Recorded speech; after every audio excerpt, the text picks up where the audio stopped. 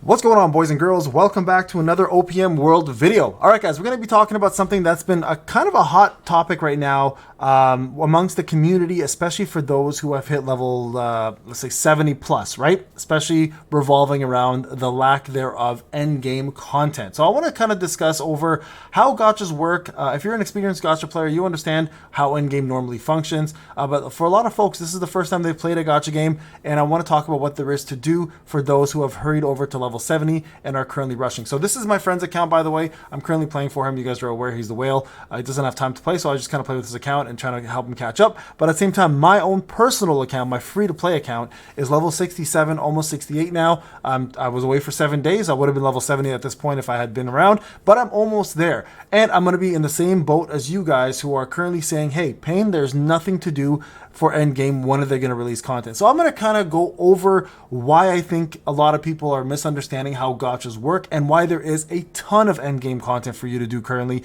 You just got to look for the right place to do it. So first off, the way gachas function, guys, the story is a secondary part of the game. You are not really meant to play the story. The story is a means to an end for you to be pushed over to endgame content, which is essentially at the end of the day min-maxing your characters, getting all your achievements, and completing all of your world silver quests. So the first thing you should be focusing when you hit, and this is only when you hit rank 15, is farming your memories. Memories and wills are going to be the biggest part. So the two best places to do this are obviously going to be your commissions, where there is a memory drop. Number two, going to be the simulation device, which is there's a hard mode, which is technically the real end game. And then of course, you should be doing Maelstrom for your world silver. So memory is going to be your biggest part. Now there's a second piece to memory, of course, and that is the will system. Now wills are the only place to really farm wills at the end of the day is going to be the Abyssal Wanderer. And that's where they want you to be spending most of your time.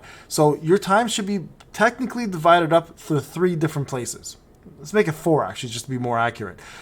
Number 1, it's going to be the simulation device. Trying to complete every single test at 100%, getting the normal test done at 100%, and then focusing strictly on hard and getting all the rewards from each one. They are the most lucrative rewards in the games, so everyone should be putting their effort on that. The only way to really advance, though, in any of those modes is to upgrade your memory and your will and make your characters min-max stronger. That's, again, the end game purpose of any gacha system like this, right? You play any games like Epic 7, play any games like Raid Shadow Legends, play any games like Final Fantasy 7 Ever Crisis. Doesn't matter really at the end of the day. If there's equipment involved, min-maxing matters more than anything. Now, games like this, RNG plays a massive role. The beauty, though, of this game is you can actually reforge, which a lot of games don't even give you that luxury. Most games, you'll get a loot. If the RNG stats are not what you want, you're screwed. You kind of have to go back and do everything over again. At least here, you have the ability to reforge one piece of stat within the equipment that you got. And let's just say that's all you're missing. Yes, it costs a lot of credits, but at least you don't have to go hunting for that extra piece of stat again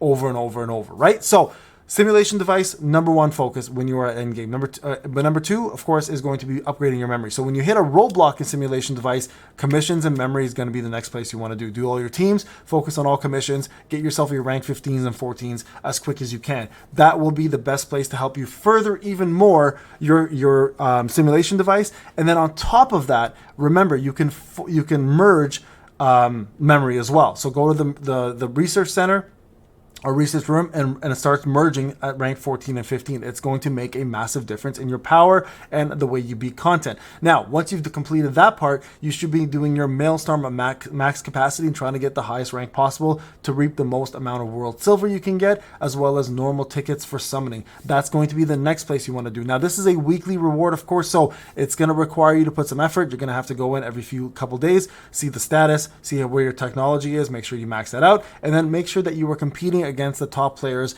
that you need to compete against in your group. And then, of course, as you grow in rank, the rewards get better. So that is another part of the end game content. And now, lastly, on top of that, you're going to be focusing on the next part, which, of course, is going to be your merit and that's getting your loot. Your memory is your number one important thing for PL growth. The next one is going to be merit. So make sure you are like farming loot as well too, as you are leveling your characters up. Merit is going to take a very long time because number one, it's a low drop rate for what you need. Number two, there's quite a bit of quantity that you require. And then number three, of course, if you're going to be leveling new characters, you have to do some of the older content over again in order to get what you're looking for, in order to increase their merit. So merit's going to be a long-term goal again too. But again, that falls into the whole min-max portion of the game, right? Now, for those who are worried about storylines coming out and all that jazz, I'm gonna be real with you guys. Games like this, storylines take a while to drop. For those who hit level 70, remember one thing: you are the hardcore gamers.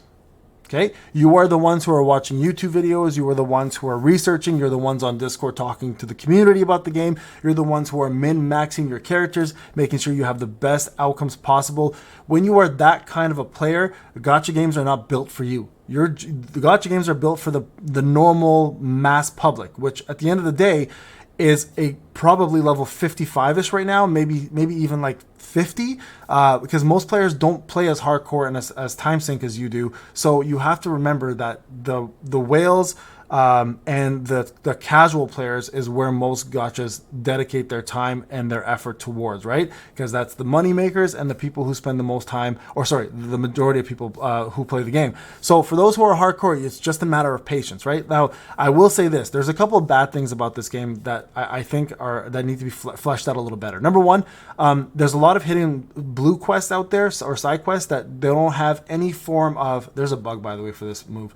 There's some side quests that currently don't have any markers over their head, so it's just a matter of like talking to every NPC and hoping one of them gives you some of them, right? For example, there's the bald coward, not the bald guy, sorry, the arm wrestling one, right, which is in City F. You have to go talk to him in order for it to even activate, but it doesn't have a thing over his head. There's like some sort of suspicious dude in City F as well too, near the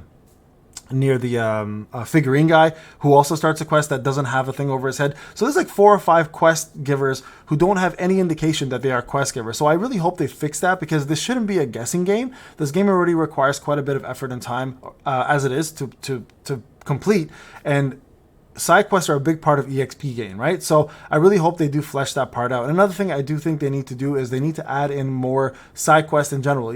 Like, it doesn't have to be all story-based content. Side quests are a great way for people to learn a little bit more about the characters. Biography quests are another really good way. So I do think there needs to be a little bit more from that perspective. But for those who are worried about like content, like as in it not coming out fast enough, I'm sorry to break it to you guys, but this is usually how gachas work. It takes months on months for any real big gacha to release actual story content, because at the end of the day, their main focus is the combat, the achievements, the completions, and min-maxing. If you're looking for a One Punch Man story-related game, you probably want to play the old one that came out a long time ago, which probably has quite a bit. Now, I know that some of you guys are going to say, well, The Strongest Hero came out, and the Road to the Strongest, maybe it's called, that little chibi gacha version of this game has quite a bit of story, but it also took time for that to come out as well too, right? Because again, a lot of it was just farming, getting your characters up, etc. So just remember that, guys.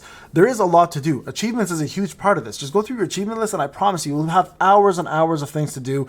Getting your SR characters up is even pretty decent focus. Again, farming for any form of EXP, etc., for future banners. There is a lot to do, I promise you guys. It's just very tedious. I think that's the part that people don't want, is they like the story because it had something to do. It was fresh. It was always, some sort of achievements that were required. You get to use Saitama. There was always cutscenes and stuff. So it felt really like, it didn't feel tedious. I think that's the word. But every gacha at the end of the day, guys, is a tedious thing. They're meant to mimic real life tedious daily things we do on a basis. So remember that when you're thinking about endgame. I think story will eventually come out, but for now, this is what we have to look forward to. Min-max, simulation device, maelstrom, achievements, commissions, etc. Get your characters up and get ready for some new content in the future. All right, guys, this is Payne. I'll talk to you guys in the next one. Take care.